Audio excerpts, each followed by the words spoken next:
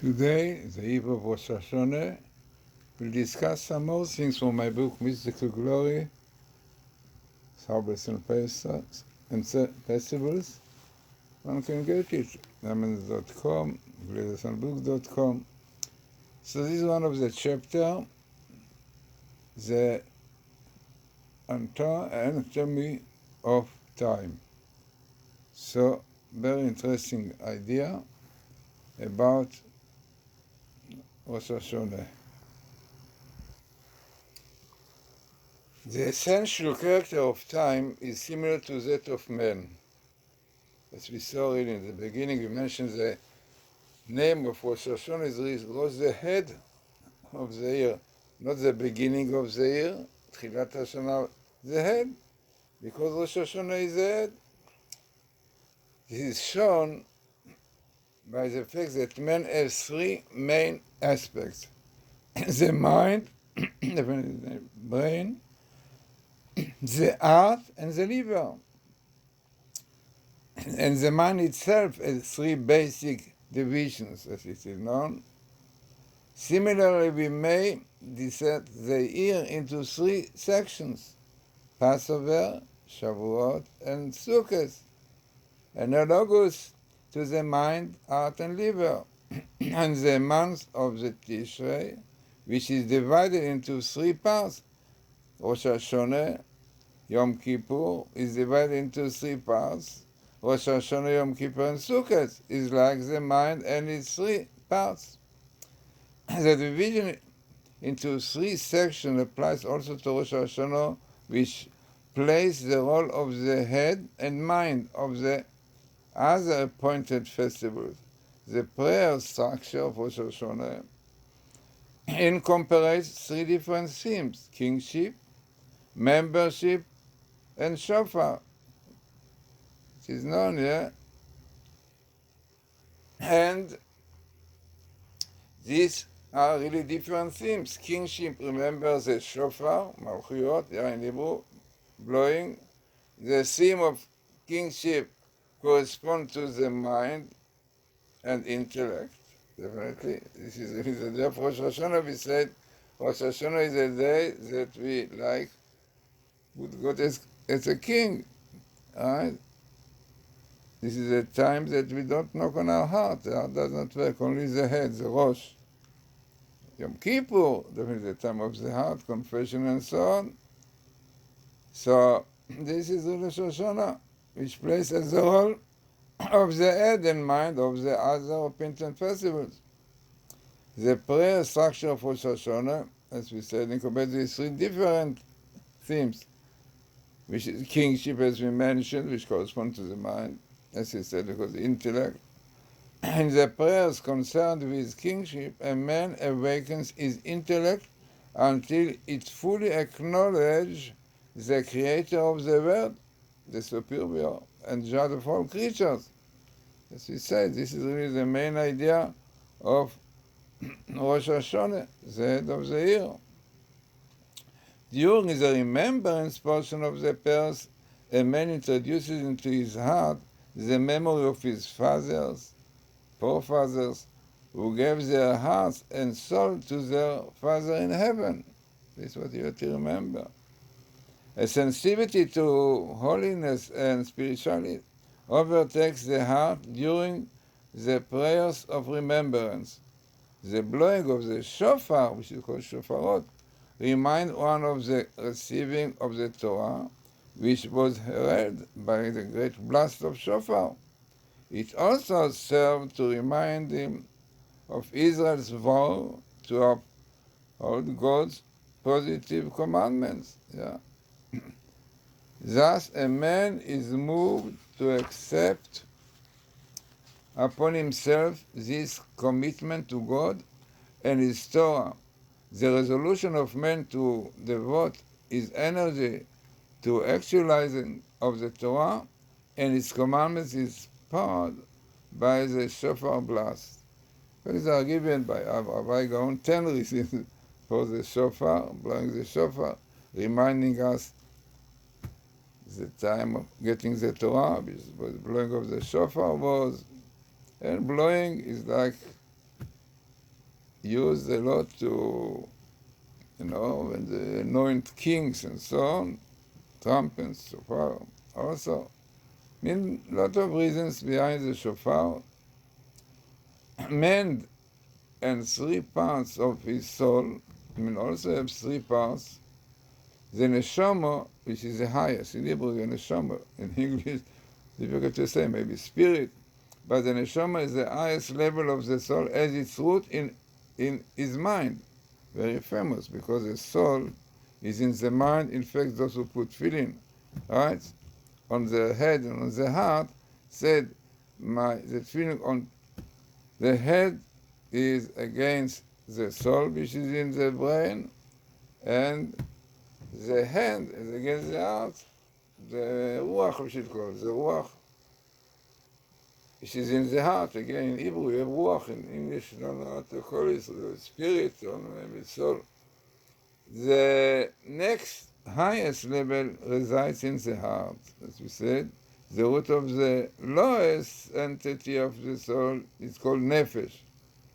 Is in the liver. In fact, the other also upper one, which is the aura, chaya, noah, and yechida. These 3 spiritual components receive a vitality of holiness from the 3 types of prayers on Rosh Hashanah.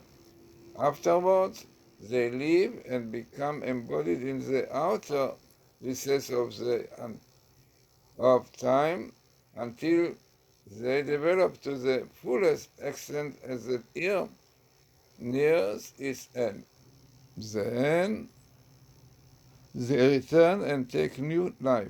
This cycle repeats itself from year to year until a man fulfills his designated purpose for which he was created. Because this is also the idea, definitely, on Rosh Hashanah, that every man should know, try to understand definitely what is goal in life.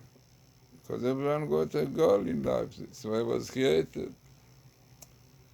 So the principal 3 blasts of the shofar on Rosh Hashanah, so the tkiya, shvarim, and trua. These are, in Hebrew, the name tkiya, like blowing, shvarim, breaking, means the voice is break, and trua also.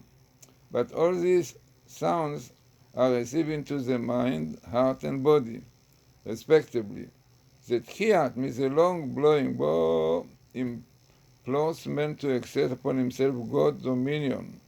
The shvarim, which is tu, sounds break the heart and rid it of all its evil traits and desires. The trua, which is tu, the root of which comes from the word ra'oa, to weaken, or versen, ra'oa, yeah, to weaken and versen, urges man to subdue and destroy his animalistic tendencies and accept upon himself the positive commandments. The final great tkiya, there is a tkiya gdola, the long one, which follows.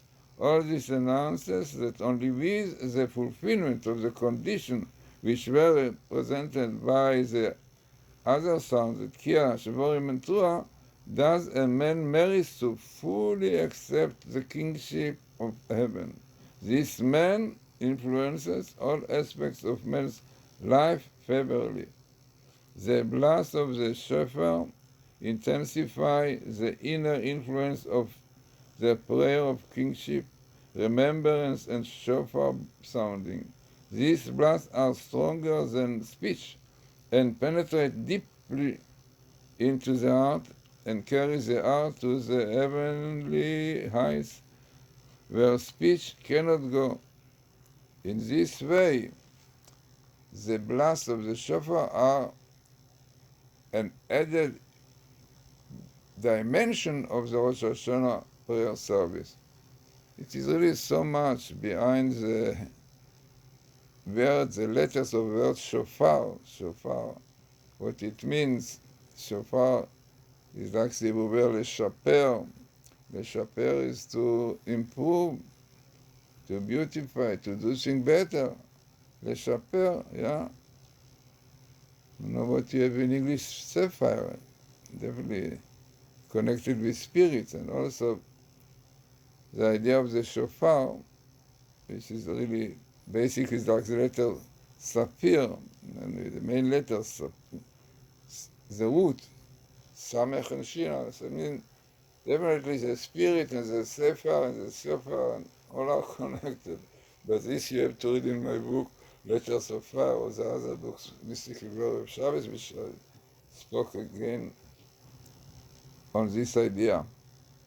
The prayer of kingship remembers and the shofar, each containing 3 passages from the Bible, point to 3 fundamental principles which are contained with them. For all the creation is built upon these 3 foundations, evident in the scientific world, where the basis of all matters are atom, is constructed of 3 principles entities: the proton, the electron, and the neutron. The renewal of the world which takes place on Rosh Hashanah requires the union of man with primordial root of the world. The world is built upon the 3 foundations with which God executed the creation. Foundations which God is not limited by, but which He administers and supervises, as the verse says, Holy, holy, holy, Kadosh, Kadosh, Kadosh, is the Lord of hosts. The whole world is filled with His glory. So, beautiful ideas about Rosh Hashanah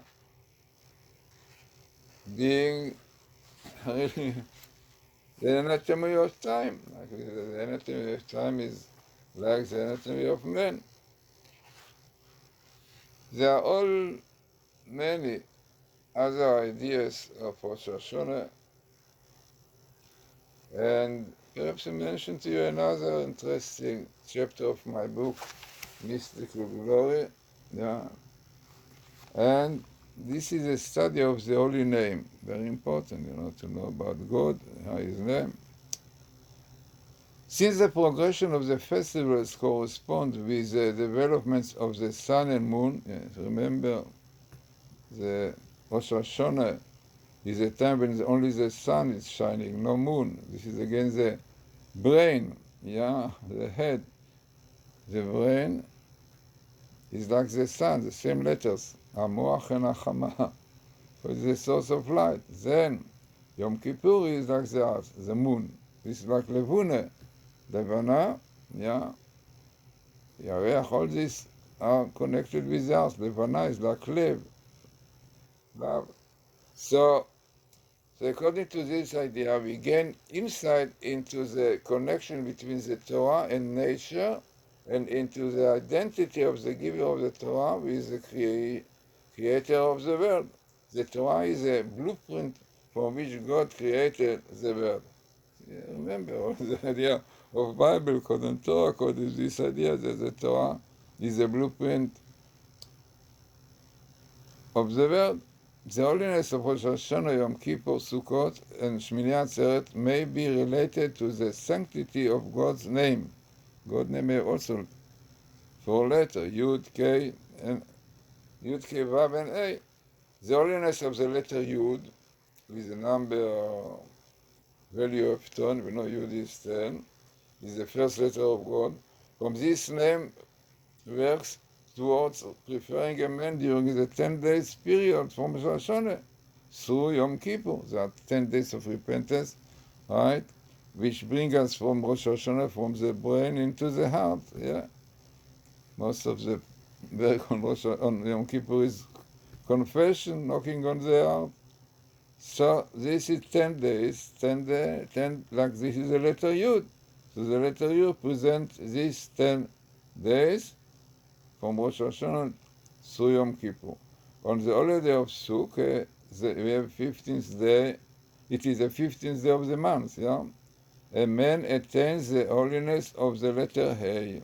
This is the letter A from God's name. Yeah. Why? The A has a numerical value of 5, corresponding to the 5 days from Yom Kippur until Succoth. The holiday of Shmini Atzeret, Simchas Torah, comes after the next 6 days of Succoth, fulfilling the characteristic represented by the letter Vav, which has a numerical value of 6 of God's name, as is generally known. The main letters of the name of God are the first 3, and the last letter represents the attribute of dominion, kingdom, which embodies all the others. The letter Yud, which is commonly known as the letter of wisdom, affects perfection in man with the entry of wisdom into the heart during the 10 days of repentance. Then the letter A, which mystically symbolizes understanding, achieves fulfillment. The source of understanding lies in the heart, as the verse states, and his heart will understand, and he will return, and he will be held, ושב ורפא לו, לבבו יבין in Hebrew, ושב ורפא לו. So this understanding reaches perfection in Sukkot. Thereafter begins the work on the attribute which is the letter Vav, symbolizes, as we saw. Similarly, Shmini Atzeret, the Simchas Torah, comes out 21 days after Rosh Hashanah, indicating of the numerical value of God's name, aka, which is Aleph A Yud A, the name which basically signifies the Holy Crown. The stages of creation have their origin in the 3 attributes of loving kindness, judgment, and mercy. Mystically perceived loving kindness is on the right, like judgment is on the left, and mercy is in the middle. These attributes are embodied respectively in Rosh Hashanah, Yom Kippur, and Succoth, and are absorbed into the soul on Shmini Atzeret. So all this you have in my book, Mystical Glories, are more material, but meantime, let us work on this one to see the beauty of Rosh Hashanah, Yom Kippur, and so the beauty of time, the meaning of time in Judaism. זה בכסיבה חתימתו, really tonight, here in the state, we are going to shul, to daven, Rosh Hashanah, and go to gateways, lots of people there, the speakers are gateways. If you heard about it, it's worthwhile finding out what they have more. So interesting and important lecture, I think, on Rosh Hashanah.